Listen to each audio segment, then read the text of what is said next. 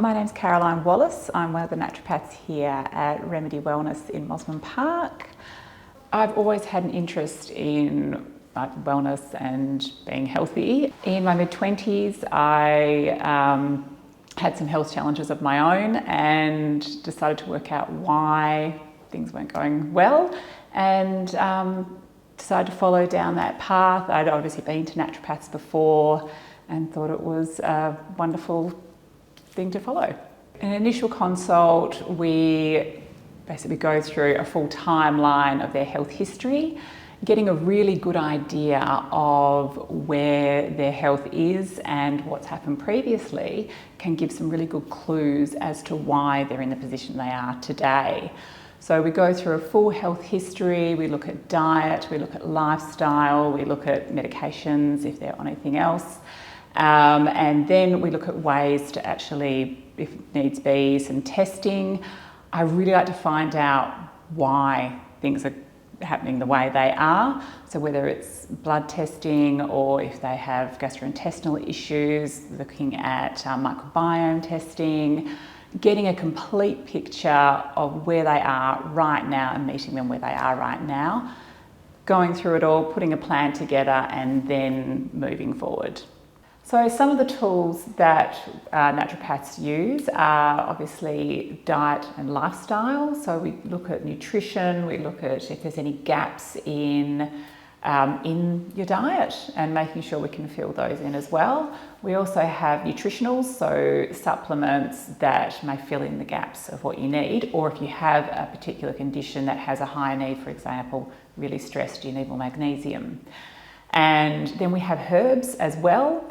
So we have a huge variety of herbs. I'm Western herbalist trained as well, and I use those for many different conditions. So with our herbs and nutritionals, I find they are fantastic support and to get us where we need to go, but making sure your diet, your lifestyle is addressed and you're doing the best you can there. That's what's going to give you the best results long term, because we don't want you on supplements forever, but we want to make sure that you are well in the way that you're managing yourself. And everyone, you are your own best advocate for your health. I love seeing all women from all ages with their hormones. I find a lot of women in their 30s, their 20s, their 30s, even their 40s, they still haven't learned about their body. So if you see your teenagers coming in, you can teach them about what's going on so they know what to expect. And also what's normal and what's common are two totally separate things. So often they say, oh, I've got lots and lots of pain with my period, that's just normal. It's common, it's not normal. You shouldn't have lots of pain with your period at any stage. So it's always something to look into and to consider. So I like teaching them all about what they should expect and then trying to work ways towards actually having optimal periods and optimal menstrual health throughout their lifetime, because things do change. And I have teenagers, so I have a vested interest in this as well. And also I'm getting older too, so I'm seeing both ends of the spectrum and how to treat both ends of the spectrum. There are commonalities in both, but education is really, really key. With fertility, yes, because I do see quite a few fertility clients as well. So I like to treat the men and the women because it takes two to tango. So you really need to have both our couples on board. Men do come up as needing support as well. There's lots of research around at the moment about falling sperm counts in our men at the moment. So hopefully that doesn't continue, because it's a scary statistic. So I see obviously a lot of women coming in who are wanting to conceive. They may have been on the pill for 10, 15 years and then they're coming off the pill, and so they're wanting to make sure they're optimally healthy. So working with the women to get their cycle back, to get them regular, to get them optimally healthy, and then looking at conceiving. So hopefully they give us a bit of time. Probably about a quarter of the people I see are fertility, but then also reproductive health is a really is a big part of who I see as well. So in treating ADHD and ADD, I see children obviously come in and they've been diagnosed with the ADHD and ADD, but also I'm seeing quite a few adults as well who have a late diagnosis of ADHD. So I'm always looking at the underlying lifestyle and also what their diets are like, because they often have sensory issues that come along with that, and they're really picky eaters, especially the kids. So it's trying to educate the parents on ways to support their children through nutrition to start with, and then look at supplementation and whether or not they've needed medication, and being able to support them in both ways there.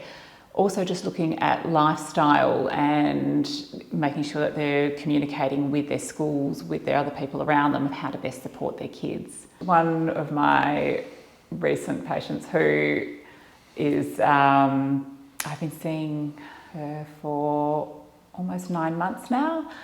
When she first came in, she had so much gut pain that she didn't actually know which way to go and what to eat, and extremely anxious as well, just about eating anything. She also wanted to come off birth control, and so we had a whole range of things. And so we just started with finding out where she was sitting at the moment in terms of her gut health and in terms of her hormones.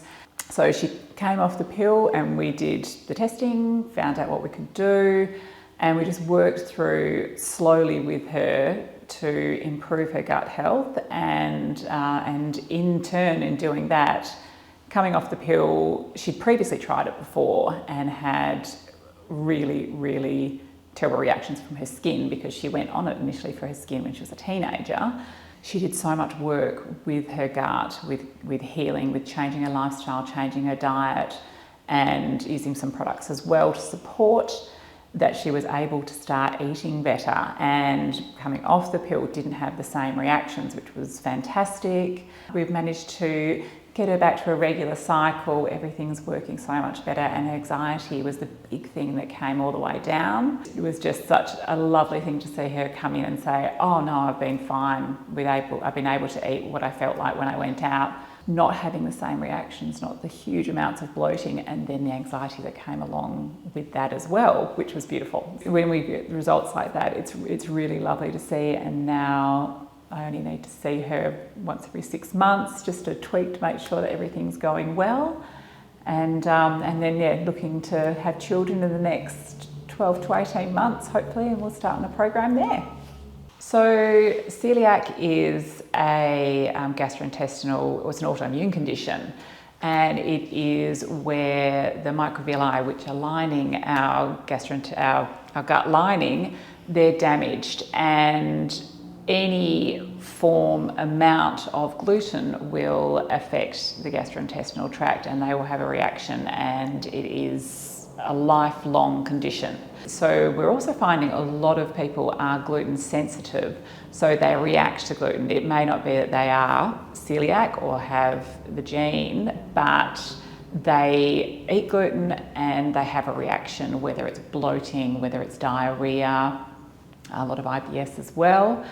And then when they come off it, they find that they're fine. There's another school of thought as to whether or not in Australia gluten sensitivity may actually be chemical sensitivity. Is it the type of chemicals in the spraying that we're using on our wheat?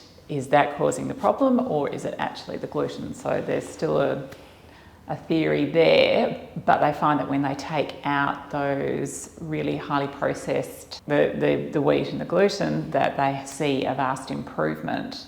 Whether they can tolerate a small amount in the future is what you can test later, but celiac is just 100% no, and that's an autoimmune condition. Yes, we can. We've got a number of tests actually.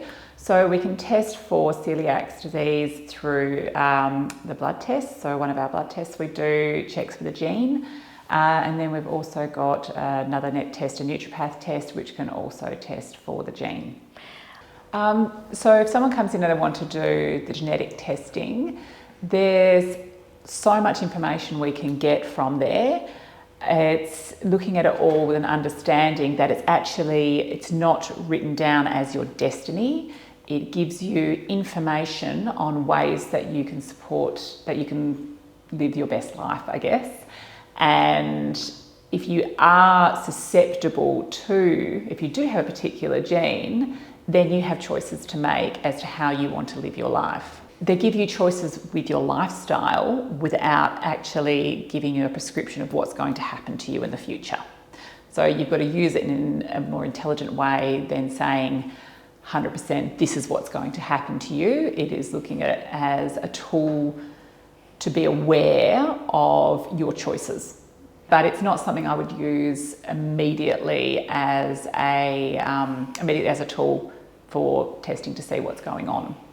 Unless they're coming in for that specifically, then we look at it further down the line as looking for optimal health, and you're wanting to find out the best ways of doing that. It's another tool that we can use. The term adrenal fatigue it's not a medical term. It is something that we use to describe a set of symptoms. In terms of naturopathically, adrenal fatigue is looking at how your body is responding to stress. If you are continually stressed, what it can do is your stress response is reduced, and you may experience extreme tiredness, you may experience anxiety, those kind of symptoms that come from long-term ongoing stress. And we can see that through cortisol testing. We can see that through just looking at all your symptoms. So if someone comes in and they are exhausted all the time, if they're getting sick all the time, so they're picking up every cold that comes through, they're really, really tired all the time, they can't get up in the morning, we might do something called a salivary cortisol test, which looks at your saliva first thing in the morning when you wake up, around 10 o'clock in mid-morning, afternoon, and then before bed. And so we can see the flow of your cortisol. So cortisol is a hormone that we need. It has a bit of a bad rap at times, but it's you get up and go. It's what gets you up and moving in the morning, and it needs to be high in the morning and then drop low at night. And if you have cortisol dysregulation and it's higher at night and it's completely low, that's when you say, okay, you are burnt out and you're tired, and so you need restoring. We've got fabulous herbs and nutritionals that help with that as well. So we'd look at restoring your adrenal function and your cortisol balance using those. And also lifestyle and diet, looking at what you're doing that's actually got you to that point, rather than just leaving you continuing on that path and just giving you things. So bringing yourself back into balance.